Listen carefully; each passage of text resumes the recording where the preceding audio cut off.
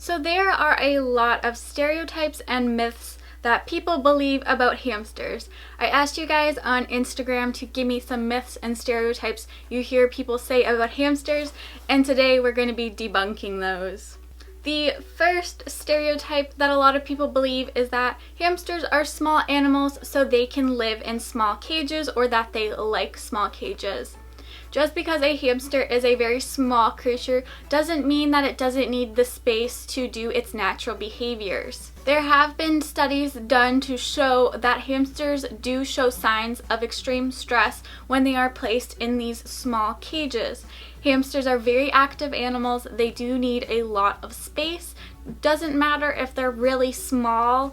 That's just not an argument to make. Their size doesn't determine whether or not they deserve a large enclosure. And sure, a hamster can live in a small cage, but that does not mean they are going to be thriving and happy, because you can shove a dog into a kennel and you can feed them and water them and never let them out, and they'll live, they won't die, but will they be happy? No. That is the difference between surviving and thriving. They are not the same thing. Surviving is doing what you need to do to survive, and thriving is having a happy, good, enjoyable life. The next myth is that hamsters should not live in aquariums and that they're bad for them. This simply just isn't true. Your hamster won't suffocate in an aquarium, and hamsters don't actually pee enough to create a serious ammonia buildup, not unless you are abusing your hamster and you're never ever cleaning their cage, you're never spot cleaning, then of course they are going to get sick because stuff builds up. But if you are spot cleaning and you are removing their pee spots, the issue is completely gone. Your hamster's not going to die from living in an aquarium. If hamsters did die from aquariums, there would be a lot more hamster deaths in the community. Hamsters chew the cage bars so they can wear their teeth down. While yes, hamsters always need to be chewing on hard objects so that their teeth can be wear down because their teeth are always growing, chewing on the bars is not a solution for them. That is not how they wear down their teeth. When a hamster is chewing on the cage bars, it is showing signs of extreme stress and boredom due to generally a small enclosure. If a hamster continuously is chewing on the bars, it can have serious effects to them, not only mentally, but it also can affect their teeth. It can chip and break off their teeth, as well as it can cause a misaligned tooth. So if your hamster is chewing on the cage bars, it is important that you take a look at how large your cage is and upgrade it. You might need to switch to something like an aquarium so that there is no bars that your hamster can't chew on. The next myth is that if your hamster gets wet, they will get wet tail. This is not true. Wet tail is a disease caused by stress, not by getting wet.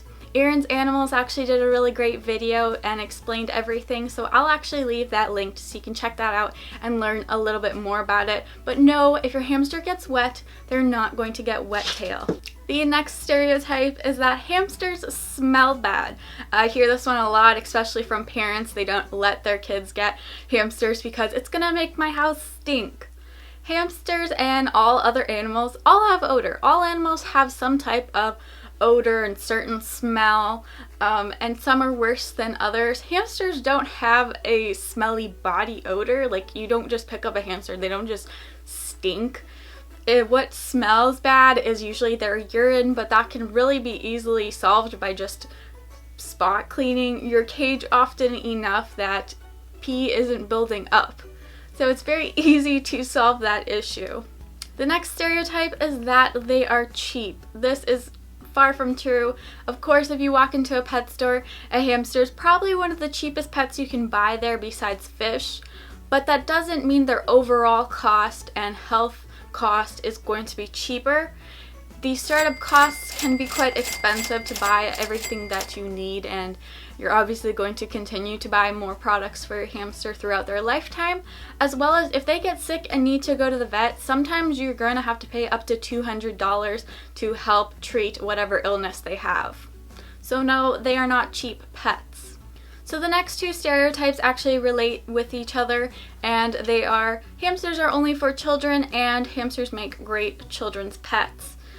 I don't really know why it's seen as hamsters are only for children. An adult can certainly own a hamster and they shouldn't be made fun of it because hamsters require a lot of care. They can be complicated animals, so I don't see how they should only be suited for children, because I actually don't believe hamsters make great pets for a child. I don't think they make a great first pet for a child necessarily because of certain reasons. And before a bunch of kids start attacking me because they own a hamster, if you're a kid, you can of course own a hamster as long as you're properly caring for them, but they don't always make a great pet for kids, and these are the reasons why. First being, hamsters are nocturnal/crepuscular. Most younger kids have bedtimes of like 8 p.m., maybe a little bit later. Hamsters are going to be waking up when your child is going to bed. That means your child is not going to often see their hamster awake or get to interact with them, and it's not okay to wake them up during the day to play with them because that's wrecking their sleep cycle and that can affect them. The next reasoning is that hamsters are fragile creatures. They can't be roughhoused with. You can't be throwing them up in the air like I have seen children do before, which is not okay. They need to be gentle with them, and not all hamsters are going to want to snuggle and sit there and be pet. A lot of them have a lot of energy and they just want to run around and try and explore and try and escape places. So they don't always make the best pet for children. The next stereotype is that hamsters always bite because they're mean. This simply is just not true. A hamster's only defense mechanism is to bite, so when they are scared, of course, they are going to try to bite to defend themselves. We kind of have to take a look at where hamsters come from. The majority of people are going to be buying hamsters from pet stores, something I don't recommend, but most pet stores actually get their hamsters from rodent mills. These rodent mills mass produce rodents to sell to pet stores, and they basically rip away baby hamsters from their mothers at 4 weeks old or 3 weeks old, however young, and then they ship them off to the store. That is a lot of environment changes and a lot of stressful conditions. Of course, when you get a hamster from a pet store, they're going to be absolutely terrified and they're probably going to bite you the first time you bring them home. And no, Dr. Phil, you can't just go to the pet store and trade them for a new one because it bit your grandchild. Hamsters need to be tamed. Hamsters haven't been domesticated for very long like dogs or cats, so when you do get one, you are going to have to go through the taming process to get them to understand, hey, I'm not going to hurt you, I just want to be your friend. The next stereotype is that dwarf hamsters are aggressive. This is not true at all. Each hamster has their own personality. You cannot define a hamster by its species. You can't say Syrians are going to be more calm than dwarf hamsters, and you can't say dwarf hamsters are more aggressive than a Syrian hamster. Each hamster is going to be different, just like each human being is different. They all got their own different personalities. I've had a couple dwarf hamsters now, and I've actually been bitten less by dwarf hamsters than I have been by Syrian hamsters. So that should show to you that no, not all dwarf hamsters are aggressive. And once again, if we take a look at where hamsters are coming from, I don't blame them for being a bit scared and showing like they're aggressive, and you can always tame them and take some time to actually work with them and get them to be kinder. This next myth is one that I actually recently read and I couldn't help myself but to laugh out loud. But somebody said that if you don't handle your hamsters daily, they will revert back to being wild. No, hamsters, for one, they're already domesticated. They can't go back to being wild because they're already domesticated. So no, they can't go back to being wild. They can possibly get used to not being handled, and then they might be a little bit more scared of you if you don't handle your hamster for a year, then sure, but they're not going to become completely wild. The next myth is that hamsters are herbivores, when actually they are omnivores. They need a variety of seeds, grains, nuts, fruits and vegetables, and animal proteins such as insects or a boiled egg or even cooked ground beef or chicken. They are not herbivores. They cannot survive on just fruits and vegetables. They will die from lack of nutrition. So this next myth actually came out of somebody's mouth, and it just makes me want to die. But somebody said, if you feed your hamsters meat, they will turn into a cannibal. No. Next myth. Hamsters are just like rats and mice. While these three species all are rodents, yes, they all are very different from one another. They do have very different diets, as well as hamsters are these little balls with a stub of a tail who have literally no balance. They can climb and they'll fall down. They can't balance on ropes and high beams and crazy things like that. They can't jump from a rope and be hanging on there. Some hamsters are semi-good at climbing, but none will compare to a rat or mouse. They're just really different animals. And the last stereotype is that pet store employees know everything about hamsters.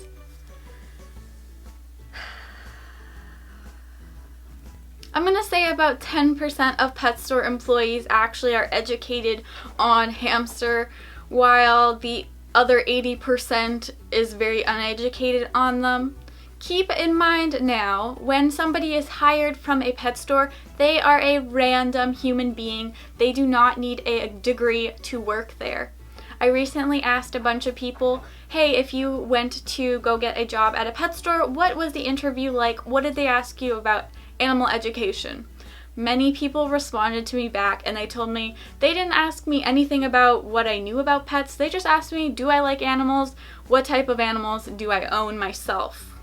That just goes to show you it's not necessary for somebody to be educated on animals to work at a pet store. As long as you like animals, you can work there. So that doesn't mean pet store employees are all going to be knowledgeable on animals, and that's why it's not the best thing to trust all of their information that they give you.